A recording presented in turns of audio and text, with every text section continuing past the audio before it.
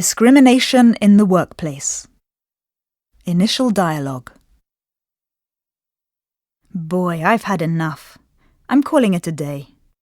Yeah, it's getting kind of late, isn't it? Are you going straight home? I'll pick up something to eat first. I'm starved. Me too.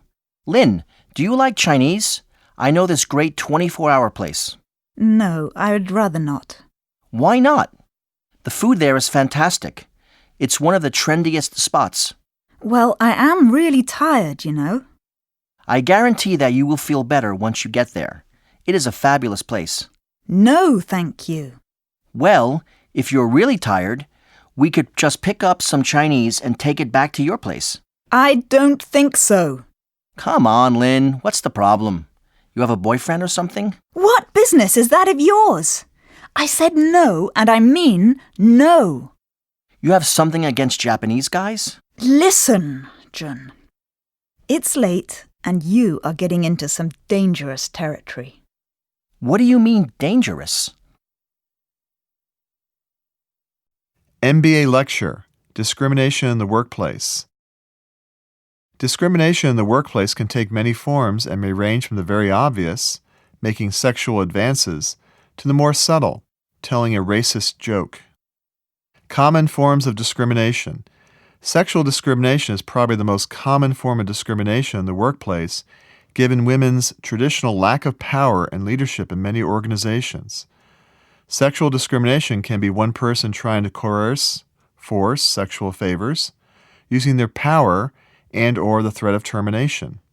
Or it can be an organization refusing to hire or promote more women into management because they feel women are not serious long-term employees. With a rapidly aging society, age discrimination is becoming a larger issue today. Many companies are restructuring and forcing out older, more expensive workers and replacing them with younger, less expensive ones. These same older workers may then find it difficult to find new employment because of their age. Racial discrimination is unfortunately a common practice in many companies. Certain groups of workers may be targeted with offensive comments or jokes because of their racial background. Or worse, they may be denied job opportunities or promotions because companies feel they don't project the right image. Disability discrimination is a newly recognized form of discrimination, although it has been around for many years. People with physical or mental disabilities are often denied employment opportunities or have to work in environments that are not easily accessible to them. Discrimination drawbacks. Expensive lawsuits, legal actions taken against companies. Negative publicity, loss of public trust. Potential consumer boycotts, refusal to buy certain products. Discrimination preventive measures. Institute awareness, sensitivity training. Formalize clear guidelines in company manual. Establish a zero-tolerance policy. Discrimination in the workplace. Application dialogue. Lynn, could I talk to you for a minute? What is it, Jun? I have to apologize to you for last night. You must have been really offended. Yes. Not only that, I could not get much sleep because I was so upset. I am really sorry. I didn't realize the seriousness of what I did until I talked to Steve. Oh? You talked to Steve? What did he say? He said what I did was completely uncalled for and totally unacceptable. He said we all have to treat our coworkers with respect and dignity. He is right.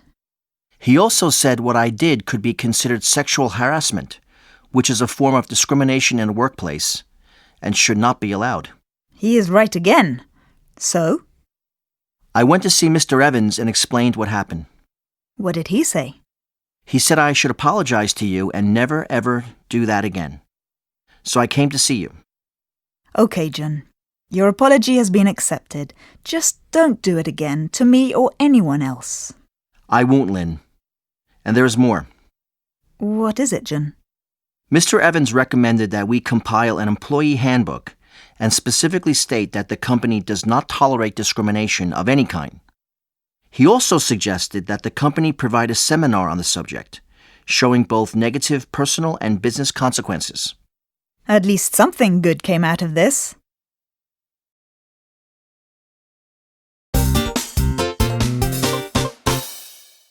Business ethics. Initial dialogue. I heard that there have been some reports of skin irritation as a result of using our facial cream. What's the story, Jun? Well, when our product is used with some soap products, there appears to be some chemical reaction. Did you talk to our lab about this? Yes, I did. They told me that the product by itself is okay, but when used in combination with certain types of soap, a chemical reaction occurs and causes skin irritation. Oh dear. Well, something like this has happened to us before. There is nothing new here. Besides, this could happen to anybody. Yes, but that's no excuse for this current problem. No, it just goes to show that no product is perfect. Even the most innovative and successful product can be flawed. I am afraid you're right. You know, Steve, I am in fact very concerned about the impact this incident might have on our sales. It's one of the best products I have ever sold. What happens if more people find out about this? Find out? You have to let our customers know about this before they find out. I will, in our own traditional way, you know. No, I don't. What exactly do you plan to do? Well, what can we do? We will just print an advisory label on the bottle. That's it? Don't you think we owe it to our customers to do more than that? Why?